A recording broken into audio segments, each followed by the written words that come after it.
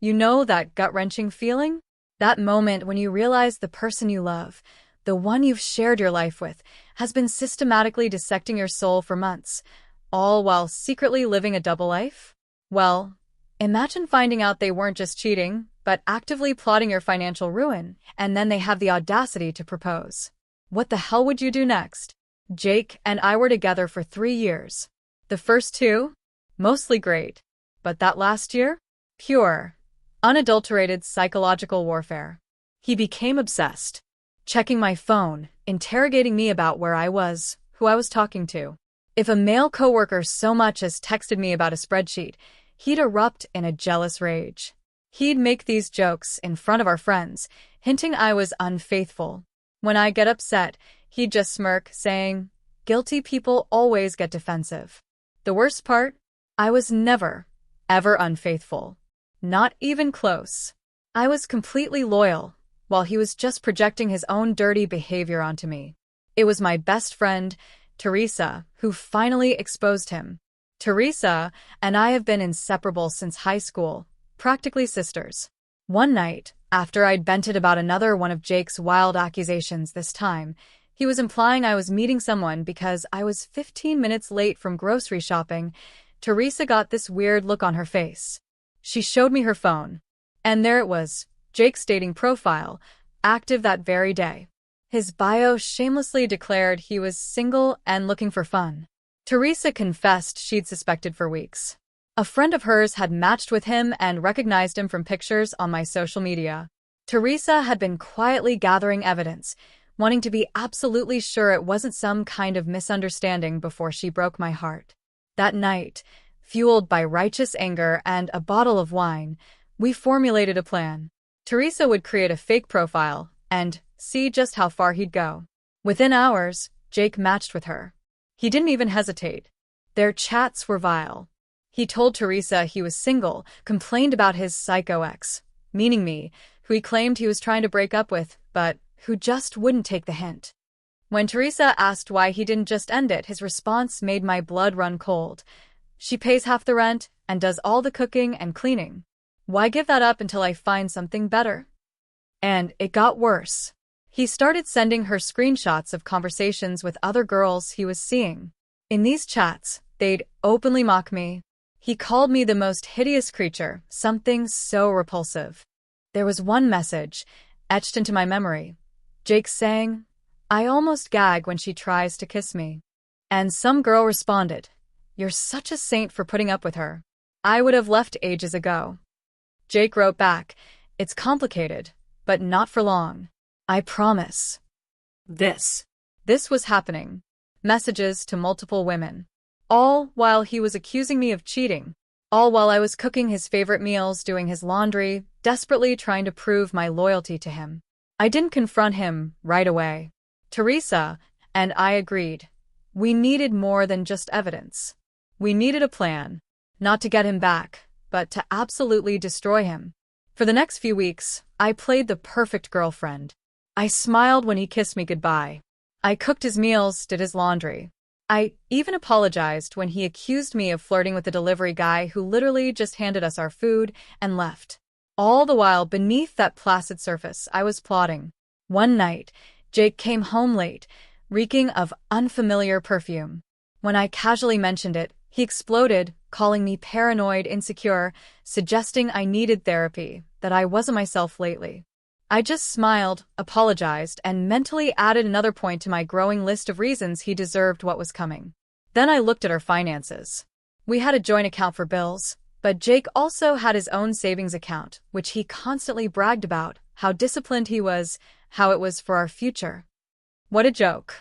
I found large withdrawals on nights he claimed he was working late, expensive restaurants, hotel charges, gift shop purchases. That's when I knew exactly where to hit him, his ego and his wallet. I remember my cousin Vicky. Everyone always said we looked similar, but she was the prettier version of me. Thanks, family. She had the same dark hair and eyes, but was taller, with a better figure, as my mom constantly reminded me. Vicky had been a college model and still turned heads everywhere. And she owed me a massive favor after I'd helped her through a brutal breakup last year. I called Vicky and Teresa for an emergency meeting, laying out the entire sordid mess. Vicky was absolutely furious on my behalf. "This isn't just cheating," she declared. "It's emotional abuse." And she was right. Teresa showed Vicky all the evidence she'd gathered, and Vicky just couldn't believe someone could be so cruel while pretending to be the victim. By the end of our 3-hour conversation, I wasn't just angry. I was calculating. Cold. Ready. That night, as I watched Jake texting on his phone, that stupid little smirk on his face, probably telling some other woman how hideous I looked while accusing me of texting someone, I made my decision. I had my plan. Something that would make Jake regret every single word he'd ever said about me. Something that would hit him exactly where it hurt the most. Teresa and Vicky were all in. Together, we were about to teach him the lesson of a lifetime. Our plan was like something straight out of a heist movie, except it was real, and I was living it. We decided Vicky would accidentally run into Jake at his gym. He went to this fitness club downtown every Tuesday and Thursday, like clockwork. Supposedly for training sessions, but now I suspected he was just trolling for women. Vicky got a guest pass through a friend. We studied Jake's routine. He even posted workout selfies with timestamps. What a predictable dumbass. We knew exactly when to position her on the treadmill next to his favorite bench press. The first day of Operation Takedown, Vicky wore these insane leggings that made even me do a double take. She texted me from the gym. "Target acquired."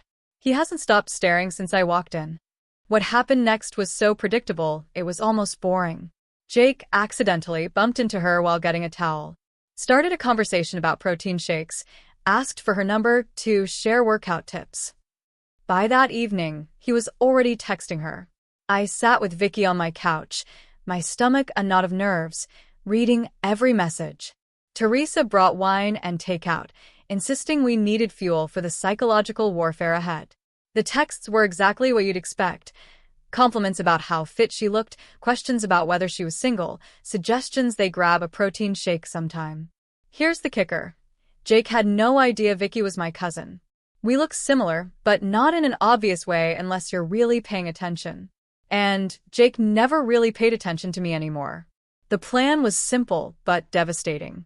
Vicky would date him, get him completely hooked, make him spend obscene amounts of money on her, and then eventually we'd reveal everything. Meanwhile, I'd continue playing the unsuspecting girlfriend, secretly enjoying watching him dig his own grave, financially and emotionally. Vicky and Jake had their first date 3 days later. He told me he had a work event. I kissed him goodbye, told him to have fun, then immediately drove to Teresa's apartment, where we tracked the whole evening through Vicky's play-by-play texts. He took her to this ridiculously expensive restaurant he'd never taken me to, despite my hints about wanting to go there for our anniversary. Vicky said he ordered the priciest wine on the menu, bragged about his important job and his savings account. He even had the nerve to mention he was practically single and wrapping up a dead-end relationship. When Vicky sent us a bathroom selfie from the restaurant, I almost threw up. It was surreal seeing my boyfriend on a date with my cousin while I was sitting on my best friend's couch, eating popcorn and plotting revenge. Teresa kept reminding me it was all just more evidence of what a piece of trash he was, and that soon he'd pay for everything literally. Over the next few weeks, Jake became completely obsessed with Vicky. He started canceling our plans to see her, staying out later, coming home with this smug look on his face like he had some amazing secret. All while Vicky reported back everything to me and Teresa. The money spending started small dinners, small gifts, concert tickets. But Vicky was strategic. She'd casually mention some jewelry she liked while they were walking past a store. Next thing you know, Jake's dropping $500 on earrings to impress her. She'd talk about a weekend getaway spot she'd always wanted to visit, and suddenly Jake was booking hotels and making plans. The best part? Vicky would accidentally leave these gifts at his place, claiming she didn't want to lose them. But really, it was so he couldn't ask for them back later. Then she'd bring them straight to me. I now had a collection of expensive jewelry, designer bags, and even a fancy watch he bought her. All purchased with money he claimed he was saving for our future. As for the trips and experiences, Vicky had a system. She'd get Jake to book everything on his credit card. Then she'd find some excuse for why she needed cash for her half, which he'd immediately refuse because he was trying to impress her. Then, after the weekend, she'd Venmo me her fund money from Jake's cash. Sometimes I'd use it myself, but mostly I'd split it with Teresa and Vicky for what we called our revenge fund. We were building quite the nest egg. One weekend, Jake told me he had a business conference in a beach town 2 hours away.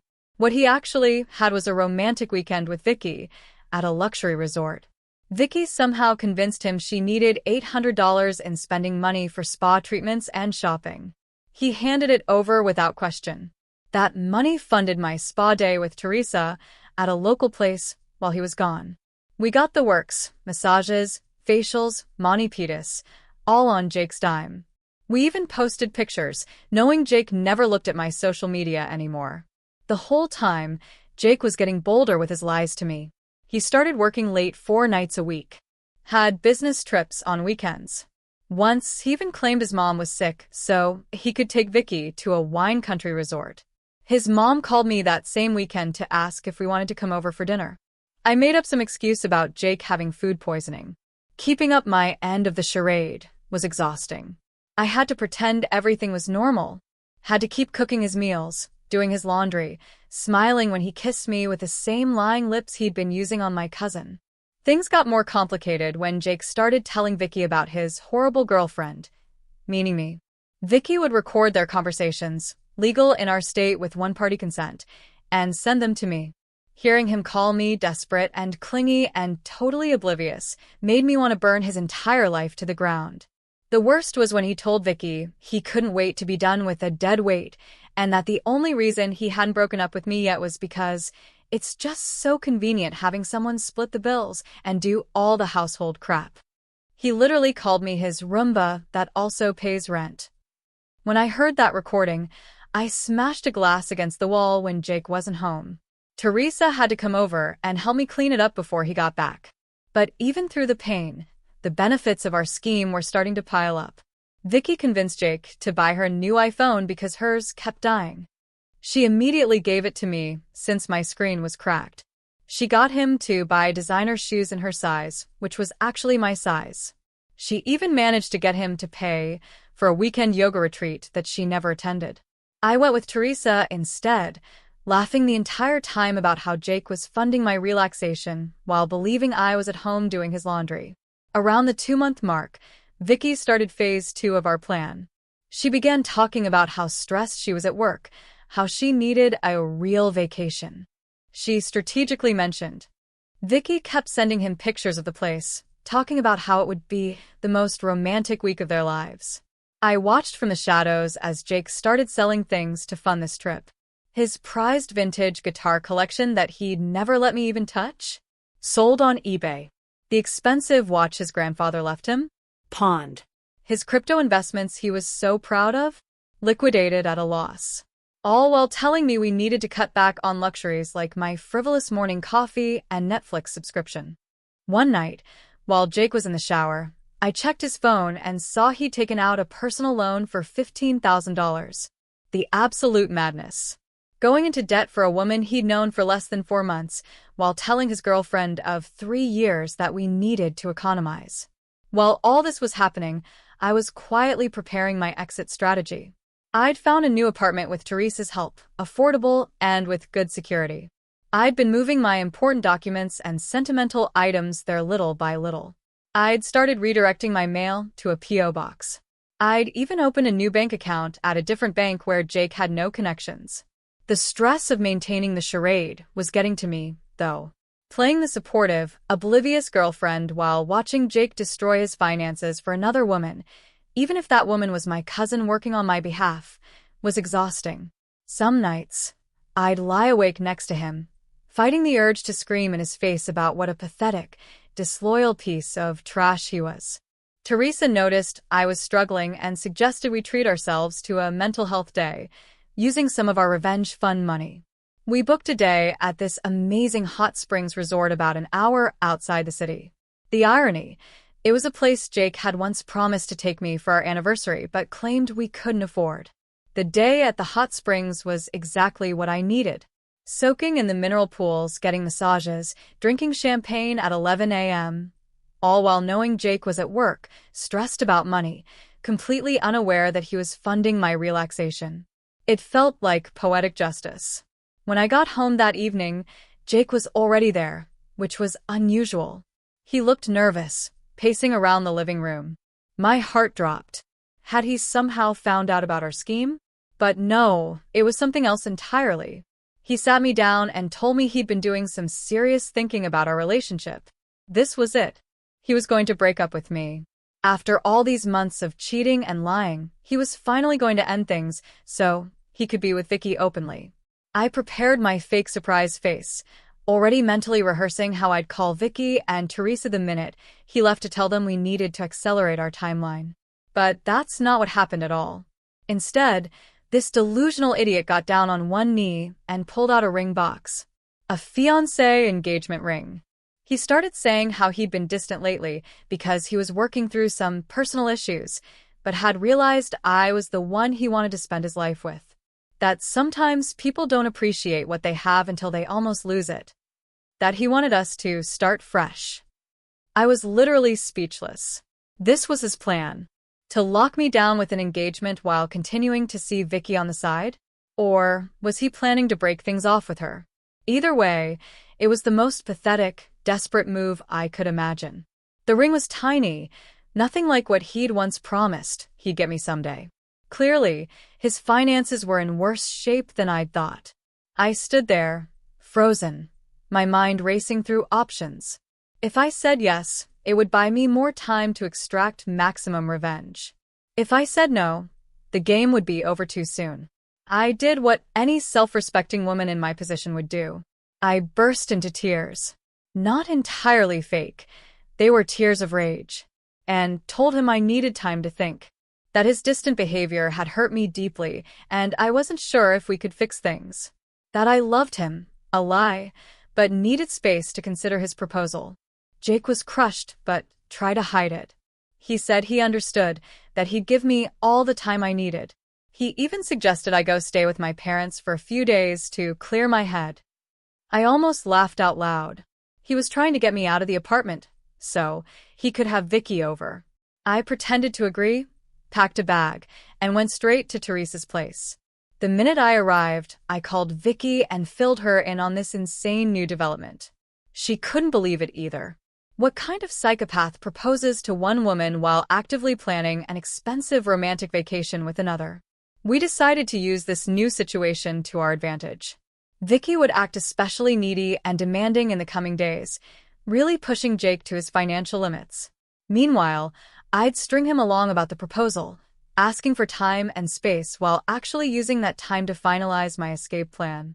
Over the next week, I stayed at Teresa's, but maintained daily contact with Jake. I'd text him things like, still thinking and need more time, while he responded with increasingly desperate messages about how much he loved me and how he'd do anything to make our relationship work. 10 days after the proposal, Jake called me, sounding stressed. He needed to talk to me about something important in person. My heart raced. Had he somehow figured out our scheme? I agreed to meet him at a coffee shop the next day, then immediately called Vicky and Teresa for an emergency strategy session. We decided I'd wear a tiny microphone. Teresa had one from her journalism days, so they could listen from Teresa's car parked nearby. If things went south, they'd be right there to intervene. We also prepared a cover story in case Jake had somehow discovered what we were doing. What Jake wanted to talk about wasn't our scheme at all. It was money. He confessed he'd made some bad financial decisions recently and was in serious trouble. He'd maxed out his credit cards, taken out loans, and even borrowed from friends. He needed my help to get back on track. Specifically, he wanted me to take out a loan in my name to consolidate his debts. He promised he'd pay it back, that it would only be temporary. He even suggested it could be the first step in our life together, proving we were a team who helped each other through tough times. I sat there, stunned at the audacity. This man had spent thousands on another woman, lied to my face for months, and now wanted me to go into debt to solve his financial problems he'd created by trying to impress my cousin. It took everything in me not to throw my hot coffee in his face. Instead, I told him I needed to think about it, that it was a big decision, that I was still processing his proposal, and this added a whole new complication. I could see the desperation in his eyes as I left, promising to let him know soon. The minute I got back to Teresa's car, we all burst out laughing. The sheer nerve of this man was almost impressive. Vicky immediately started planning the next phase. She would tell Jake she'd gotten an unexpected bonus at work and could now contribute significantly to their vacation. All he needed to do was complete the bookings, and she'd reimburse him for her share. Of course, that reimbursement would never come, but Jake didn't know that. Over the next few days, Jake secured the final bookings for their Bora Bora trip. He'd had to borrow money from his brother to cover the last few thousand, but it was done. All non-refundable. All booked under both their names. The vacation was scheduled to start in exactly 2 weeks. Their flights would leave on a Friday morning, which meant we had 12 days to execute the final phase of our plan. And Jake had no idea what was coming. No idea at all. Those final 12 days before Jake's romantic Bora Bora getaway, LOL, were some of the most stressful and exhilarating of my life. We had everything planned down to the minute. But there was always the risk he'd figure something out, or that Vicky would slip up somehow. Meanwhile, Jake was getting increasingly desperate about money. He kept texting me about that loan, saying things like, "I wouldn't ask if it wasn't important, and this is about our future together." The audacity of this man, thinking I'd go into debt for him while he was planning a luxury vacation with another woman. I mean, technically it was my cousin working on my behalf, but still. I finally agreed to meet him for dinner to discuss our relationship and the loan situation. I chose this mid-range restaurant where we'd had our first date, partly for the symbolism and partly because I knew he couldn't afford anything fancier. At this point, I spent extra time getting ready, making sure I looked amazing, hair perfect, makeup flawless, wearing this red dress he'd always loved. When I showed up, Jake's face lit up with hope. He'd been worried I was going to end things, but my appearance suggested otherwise. We ordered food and made awkward small talk while he kept glancing at my left hand, noticing I wasn't wearing the sad little engagement ring he'd given me. Finally, I cut to the chase. I told him I'd been doing a lot of thinking about our relationship, about the future, about what I really wanted. His face got all serious and expectant. Then I dropped the first bomb. I told him I'd looked into the loan he wanted me to take out and could probably get approved for $25,000. The relief on his face was instant, like a drowning man spotting a lifeguard. He reached for my hand across the table, squeezing it while saying how much this meant to him, how he'd definitely pay me back, how this proved we were meant to be together. I smiled and said there was just one condition. I needed access to all his financial records before taking out the loan. Bank statements, credit card bills, everything, just so I could understand exactly what I was getting into. His face froze. I kept my expression innocent, like this was a perfectly reasonable request from someone about to take on their partner's debt. He stammered something about how that wasn't necessary, that he'd handle all the repayments, that I shouldn't worry my pretty head about the details. I insisted, saying this was non-negotiable, that if we were going to build a life together, there needed to be complete transparency. Jake looked like he was going to be sick. He excused himself to the bathroom, taking his phone with him. When Jake returned to the table, he had composed himself. He agreed to show me his financial records soon, but said right now the most important thing was processing the loan application because he had some urgent deadlines. I nodded sympathetically while mentally adding this to the mountain of evidence of what a manipulative jerk he was. I told him I'd go to the bank on Monday, this was Friday evening, to start the application process. His relief was palpable. Little did he know I had zero intention of getting him a penny. Over the weekend, Jake was extra attentive and loving, bringing me coffee in bed, suggesting we watch my favorite movies, even cleaning the apartment without being asked. All while texting Vicky constantly about their upcoming trip, which was now just 9 days away. Monday morning came, and I told Jake I had an appointment at the bank. I dressed in my most professional outfit and left the apartment while he wished me luck. Where I actually went was to meet Teresa and Vicky at our new favorite coffee shop to finalize the details of our plan. When I got home that evening, Jake was waiting expectantly. I told him the bank needed more time to review my application, but that things looked positive. He tried to hide his disappointment and stress, but I could see his hands shaking slightly as he hugged me. 4 days before the trip, Vicky played her MasterCard. She called Jake, crying, saying her grandmother had just been hospitalized and she might need to fly home to see her instead of going to Bora Bora. Jake panicked, started offering solutions. Could they postpone the trip? No. Non-refundable. Could her grandmother wait? She acted shocked he would suggest that. What if he went with her to see grandmother instead? No. Family only during health crisis. After letting him stew for 24 hours, Vicky called back with good news. Grandmother was stable, and the doctor said there was no need for immediate concern. The Bora Bora trip could proceed as planned. Jake was so relieved he actually sent her flowers as a feel-better gift for grandmother. Flowers that were delivered to my new apartment where Vicky was actually staying half the time now as we prepared for the final phase. 2 days before the trip, Jake was a complete mess. The bank, aka me, still hadn't approved the loan he desperately needed. He was trying to pack for Bora Bora while hiding his suitcase in the closet whenever I was home. He was juggling texts between me and Vicky, trying to keep both relationships afloat. It was almost sad how pathetic he'd become. Almost. The night before the big trip, I told Jake I needed to talk to him about something important. His face went pale. He probably thought it was about the engagement or the loan. Instead, I told him I was going to stay with Teresa for a few days because I needed space to think about our future. His relief was visible. This solved his problem of how to leave for the airport without me asking questions. What Jake didn't know was that while he was at work the previous day, I'd already moved most of my remaining belongings to my new apartment. All that was left were some clothes and toiletries I could easily fit in one suitcase, which I packed while he was in the shower. As I was about to leave, Jake hugged me tightly and said he hoped I'd have an answer about our future when he got back from his business trip on Sunday. The fact that he could lie to my face so convincingly after 3 years together still astounded me.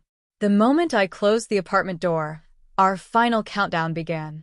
Operation Complete Destruction was officially underway. I went straight to Teresa's place, where Vicky was waiting. We ordered pizza, opened champagne, and went over our plan one last time.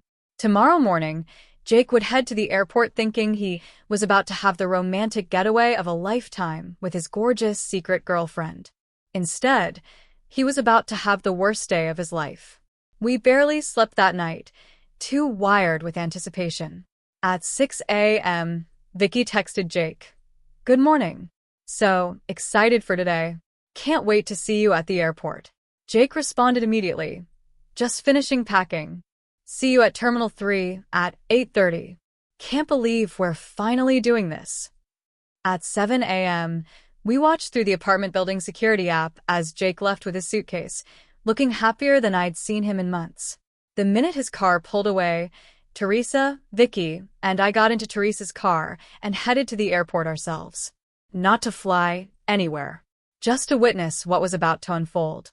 We arrived at Terminal 3 around 8:15 and positioned ourselves at a cafe with a perfect view of the check-in counters. Jake arrived at 8:25, looking around eagerly for Vicky. He checked his phone, texted her, then went to stand in the check-in line for his flight. At exactly 8:45, when Jake would be approaching the counter, Vicky sent him the message we'd carefully crafted the night before. It was a selfie of me, Vicky, and Teresa together, all smiling widely with middle fingers up. Beneath it, Vicky wrote, "Surprise, fucker. Hope you enjoy your $17,000 vacation for one. Your girlfriend knows everything." We watched from our hiding spot as Jake received the message. He froze in the middle of the check-in line, staring at his phone. His face went from confusion to shock to horror in seconds. He looked around wildly, as if expecting to see us. Tried calling Vicky immediately, straight to voicemail because she'd blocked his number. Tried calling me. Same result. Jake stepped out of the line, still staring at his phone in disbelief. He slumped onto a nearby bench, frantically typing, probably sending desperate messages that would never be delivered. We watched this go on for almost 20 minutes before he finally got up and walked zombie-like toward the exit, dragging his suitcase behind him. Jake spent the entire day calling us from different numbers, leaving increasingly desperate voicemails. We ignored them all, focusing instead on phase 2 of our final plan. I'd also left a carefully worded letter on the kitchen table, outlining exactly what we knew, along with printed copies of some of his worst messages about me, including the ones where he called me the most hideous thing, and his Roomba that also pays rent. The letter explained that if he contacted me or Vicky again with any threats or harassment, the entire evidence folder would be sent to his parents, his boss, and posted publicly. Was all of this strictly necessary? Probably not. Was it deliciously satisfying after months of his psychological abuse and cheating? Absolutely. That evening, Jake showed up at the apartment to find he couldn't get in. The security camera caught his meltdown in the hallway as he realized just how thoroughly he'd been played. Over the next few days, Jake cycled through every emotion possible. He sent emails begging for forgiveness, then angry ones calling us crazy bitches, then pitiful ones about how he'd lose his job if he couldn't repay his debts.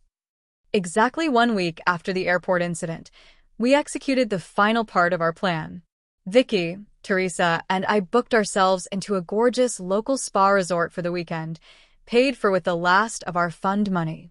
While soaking in hot tubs and getting massages, we each posted a single photo to our social media accounts.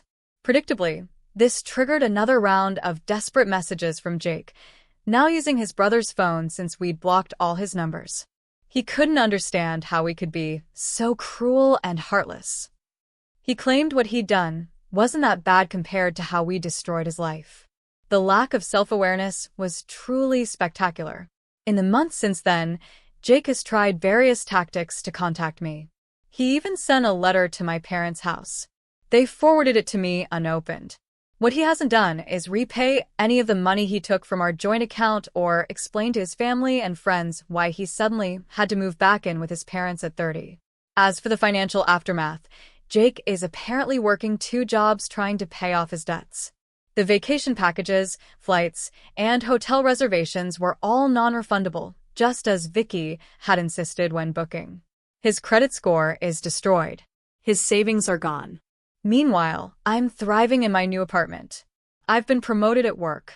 I'm wearing designer clothes and jewelry that technically Jake paid for. I'm planning a real vacation with Teresa and Vicky next summer, one that we will pay for with our own money because we're not pathetic cheaters who have to manipulate people to get what we want. Last week, Jake showed up at my apartment building at 3 a.m., clearly drunk, crying into my Ring doorbell camera about how he'd made the biggest mistake of his life and would do anything for another chance. I watched the live feed from my phone, cozy in bed, and did the only reasonable thing. Sent the video to Vicky and Teresa so we could all laugh about it together. Then forwarded it to building security to have him removed from the property.